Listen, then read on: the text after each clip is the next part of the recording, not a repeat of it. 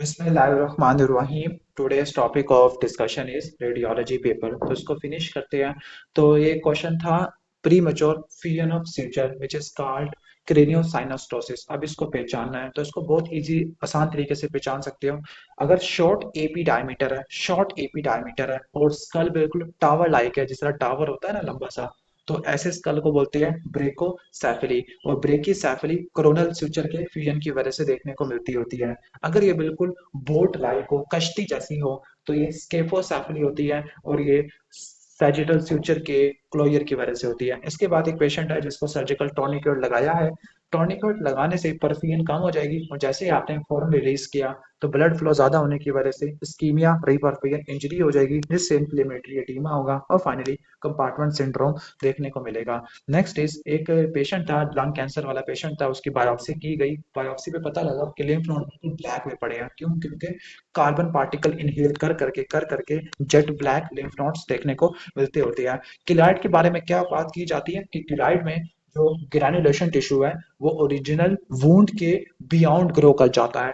Collagen type 1 ज्यादा हो जाता है। नेक्स्ट इज जो qualitative change in DNA, this is called point mutation है। बाकी सारी क्वांटिटेटिव होती है। इसके एग्जांपल है sickle cell anaemia, in which glutamic acid is replaced by valine, जिसकी वजह से सिकल हीमोग्लोबिन देखने को मिलता है। एक पेशेंट है जिसको प्री क्लैम्सिया है। इसमें पॉइंट्स नोट करना कि इसमें हिमोलिसिस भी है, लो प्लेटलेट्स भी है और एलिवेटेड लिवर एंजाइम भी है। तो ये हेल्थ सिंड्रोम में देखने को मिलता है। हर्शस्प्रंग डिजीज इज मेगा कोलोन है। अब इसकी जो मोस्ट कॉमन साइट होती है, यहाँ पे रेक्टम और सिग्मॉइड कोलोन दोनों लिखा हुआ है। अब थ्योरी में तो रेक्टम को फॉलो किया हुआ है, लेकिन लोग मेरे से लड़ेंगे कि सिग्मॉइड कोलोन है इसकी मोस्ट कॉमन साइट। भाई लड़ लो, भाई लड़ लो। इसके बाद नेक्स्ट एक पेशेंट है जिसको डॉर्सम ऑफ फुट पे सेंसरी लॉस है और ई वर्जिया नियोपारी। ई वर्जिया नियोपारी that means superficial peroneal nerve का मसला है। ठीक हो गया, क्लियर। अगर डीप का होता है तो यहाँ पर डॉर्सिफ्लेक्शन ना हो पाती। जो एक पेशेंट है जिसको बीआरसी है, जीन की म्यूटेशन है, तो इसकी क्या करोगे आप? जेनेटिक टेस्टिंग करोगे। जीन्स को देखने के लिए जेनेटिक टेस्टिंग करते हैं और क्रोमोसोम को देखने के लिए कैरियो टाइपिंग करते होते हैं। जो क्रिक्वाइड कार्टिलेज है C6 के लेवल पे होता है। ये वो जगह है जहाँ पे लैरिंग्स खत्म, ट्रैकिया स्टार्ट होती है, फेरिंग्स खत्म और इसोफेगस स्टार्ट होती है। तो लोअर रिस्पिरेटरी ट्रैक ट्रैकिया से स्टार्ट होती है। एबीजीज के क्वेश्चन बार बार अच्छे से करके जाना। पीएच 7.4 से कम है, एसिडोसिस है, और CO2 का लेवल ज्यादा है, तो ये रिस्पिरेटरी एसिडोसिस है। और बाइकार्बोनेट का लेवल ज्यादा है, दैट मींस कंपनसेशन आ चुकी है। नेक्स्ट एक पेशेंट है जिसको लेफ्ट साइडेड एब्डोमिनल पेन है और रेक्टल ब्लीडिंग है, तो ये डायवर्टिकुलाइटिस है। और इसको रिकरेंट यूटीआई भी हो रहे हैं, दैट मींस डायवर्टिकुलाइटिस ने फिस्टुला बना लिया है, रेक्टम ने ब्लेडर के साथ फिस्टुला बना लिया है। तो डायवर्टिकुलाइटिस के लिए क्लोनोस्कोपी कभी नहीं करानी, बल्कि कंट्रास्ट एनहांस सीटी स्कैन कराना है। पीएच 7.4 से कम है और CO2 का लेवल ज्यादा है। वन सेकेंड, रेस्पिरेटरी एसिडोसिस है, लेकिन इस बार बाइकार्बोनेट नॉर्मल है, कोई कंपनसेशन नहीं आई है। क्लियर। एक पेशेंट है जिसको मीडियल आर्कुएट लिगामेंट पे इंजरी हो चुकी है और जिसकी वजह से लोअर लिम्स के ऊपर पसीना वगैरह, स्वेटिंग कम प्रोड्यूस हो रही है। अब देखो, sweating sympathetic nervous system control करता है, that means sympathetic trunk damage हो चुका होगा। टाइफाइड फीवर के लिए ड्रग ऑफ चॉइस सिप्रोफ्लोक्सासिन, लेकिन यहाँ इतनी रेजिस्टेंस हो चुकी है तो यहाँ पर एजिथ्रोमाइसिन ही दी जाती होती है। स्टैंडर्ड डेविएशन की क्या डेफिनेशन है? स्टैंडर्ड डेविएशन हमें ये बताता है कि कोई वैल्यू मीन के अराउंड कितनी डिस्ट्रीब्यूटेड है। क्लियर, तो ये आपने रट्टा मार लेना है। नेक्स्ट इज जो थायराइड डायूरेटिक होती है, अर्ली डीसीटी पे काम करती है, सोडियम क्लोराइड को ट्रांसपोर्टर को इनहिबिट करती है। नेक्स्ट इज हिप्पोकैम्पस या टेम्पोरल लोब डैमेज है, तो उसकी वजह से एमनीजिया हो जाएगा। Anterograde amnesia is best answer. एक पेशेंट को एमिनोरिया है और ग्लैक्टोरिया है, आपको लग रहा है कि हाइपर प्रोलैक्टिनीमिया है, तो इसके लिए क्या करवाओगे? पहले आप क्या कराओगे? इन्वेस्टिगेशन और चॉइस MRI होती है। पहले आप प्रोलैक्टिन के लेवल्स भी करा सकते हैं कि माइक्रो है या मैक्रो है, और कंफर्म करने के लिए MRI पिट्यूटरी करवा लोगे। एक पेशेंट को डिस्निया है और प्लूरल इफ्यूजन है और निमोनिया है।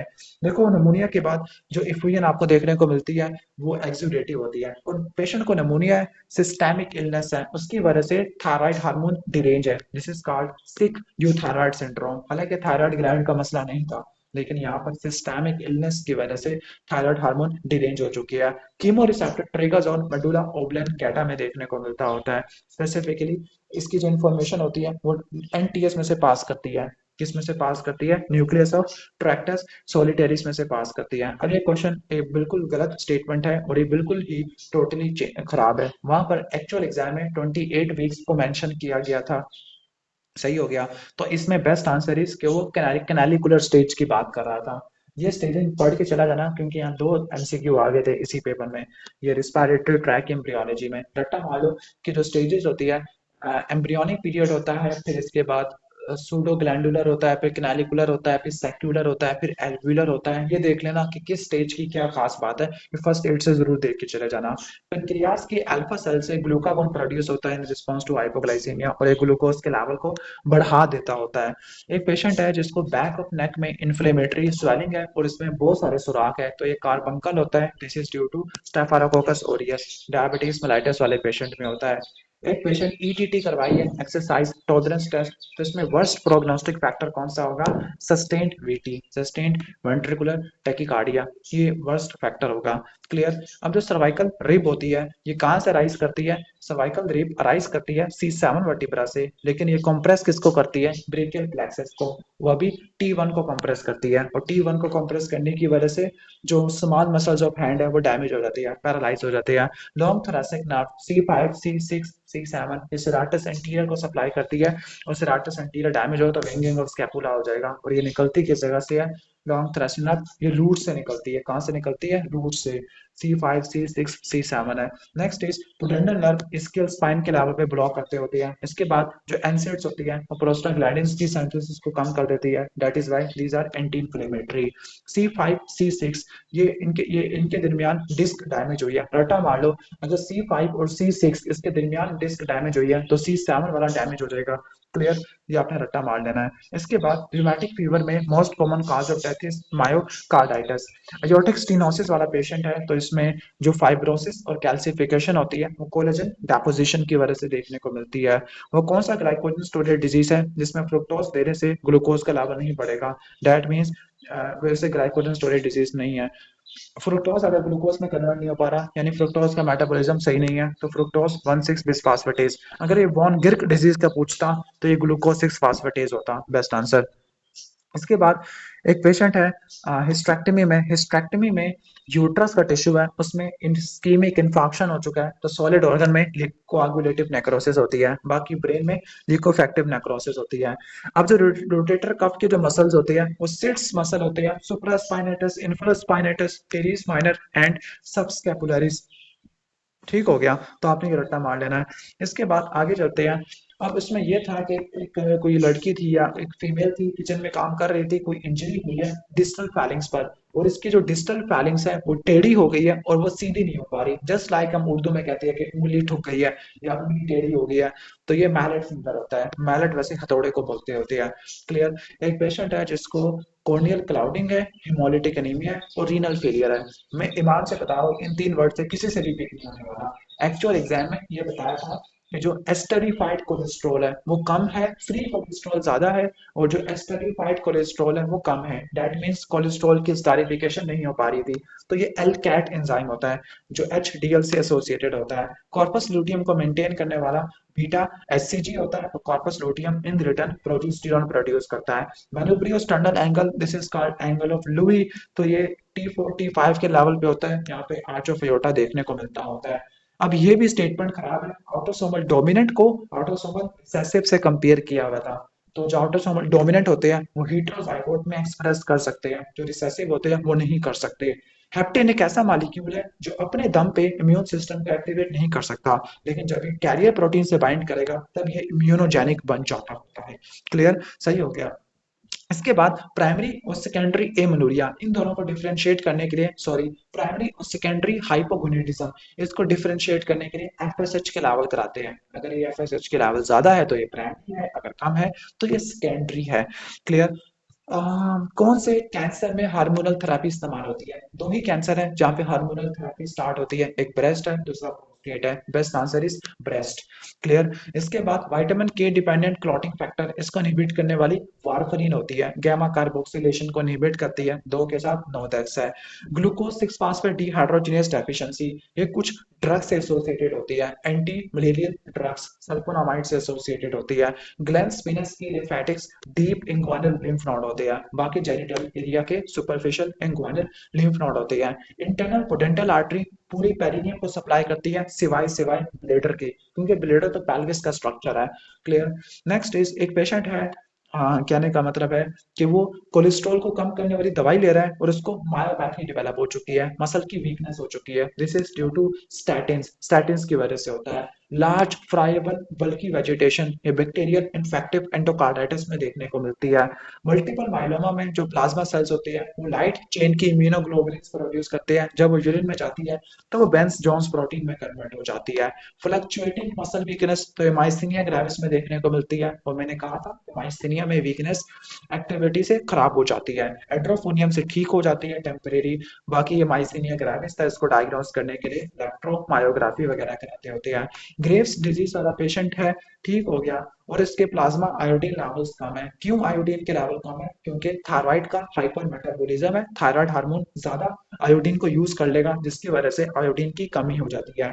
कैल्सिस्ट्रेटिन ऐसी प्रोटीन है जो कैल्शियम को क्लिस्टर करती है, कैप्चर करती है, और ये सार्कोप्लाज्मिक रेटिकुलम में देखने को मिलती होती है। अगर लाइट रिफ्लेक्स नहीं आ रहा लेकिन एकोमोडेशन रिफ्लेक्स आ रहा है, this is called Argyll Robertson pupil. इसमें प्री टेक्टल न्यूक्लियस डैमेज होता है, टर्शियरी सिफिलिस में देखने को मिलता होता है। इंटेंशन ट्रेमर है, स्कैनिंग स्पीच है, तो ये सेरिबेलम का मसला हो सकता है। क्लियर।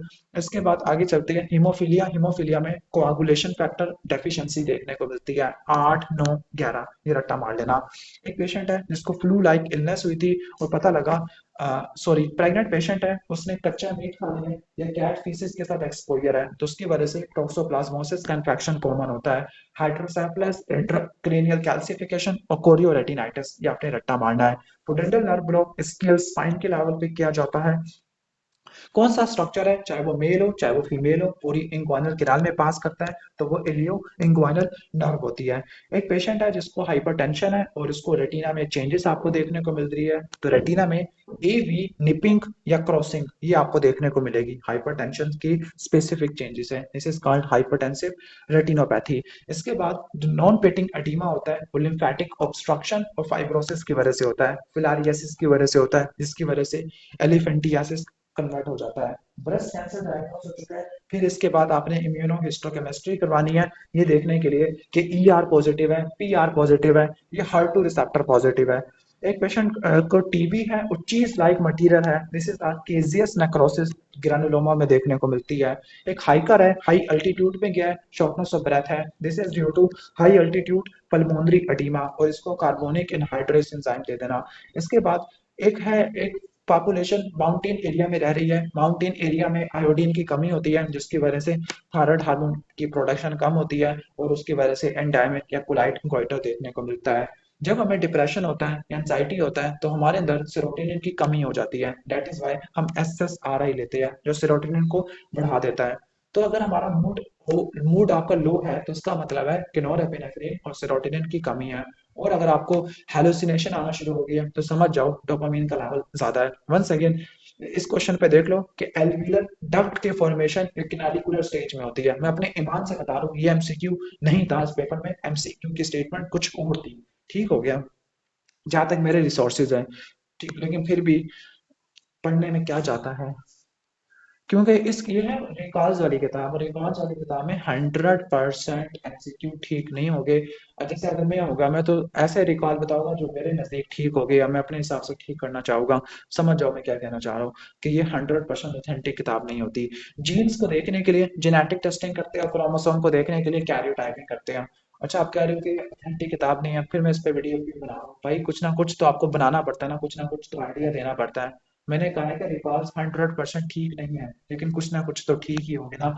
चलो, इसके बाद मेमोरी बेस्ड इम्यून सिस्टम, तो वो स्पेसिफिक होता है या अडेप्टिव इम्यून सिस्टम होता है, उसमें BOT लिम्फोसाइट्स आ जाती है। इसके बाद एक पेशेंट है, जिसकी one second winging of scapula है, जिसमें स्कैपुला पीछे की तरफ निकल गई है, just like winging of scapula.